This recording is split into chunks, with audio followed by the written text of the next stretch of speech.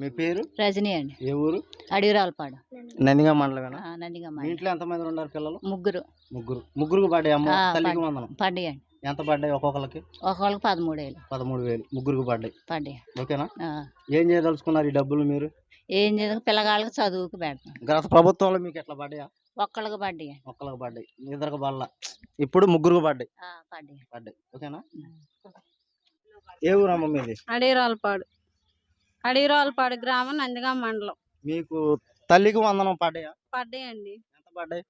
26,000. ఎంతమందికి? ఇద్దరు పిల్లలు. దీని ద్వారా ఏం చెప్పగలుగుతున్నారు? అభినందనలు తెలియజేస్తాం. ఎవరికి? కూటమి ప్రభుత్వానికి. జిల్లా ఎస్ఎస్ఎల్ కార్యదర్శులు పెసరమిల్లి మరిదాసు గారు తల్లికి వందనం కార్యక్రమంలో మనతో ఉన్నారు. వారిని 2 ముక్కల్లో మాట్లాడుదాం. చెప్పండి. ఈరోజు చాలా సంతోషంగా ఉంది. ఈ కూటమి ప్రభుత్వం వల్ల పేద బలహీన వర్గాల వాళ్ళు మొత్తం చాలా సంతోషకరంగా ఉన్నారు.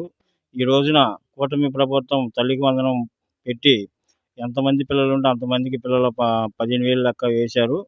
ఈ రోజున ఒక్కళ్ళుండా, ఇద్దరుండా, ముగ్గురుండా, నలుగురుండా, ఐదుగురుండా సరే ఈ రోజున చంద్రబాబు నాయుడు గారు మాట నిలబెట్టుకున్నారు. అదేవిధంగా మా నందిగాం నియోజకవర్గం మన తంగిరాల సౌమ్య గారు, మన పవన్ కళ్యాణ్ గారు, చంద్రబాబు నాయుడు గారు, లోకేష్ గారు చాలా ఆనందకరమైన విషయాలు మాకు తీసుకొచ్చారు. చాలా సంతోషంగా ఉంది. అందరూ చాలా సంతోషంతో ఉన్నారు. పేద బలహీన వర్గాల ఆశాజ్యోతి వాళ్ళు మొత్తం ఎంతో చంద్రబాబు నాయుడు గారికి రుణపడి ఉంటారని కోరుకుంటున్నాను.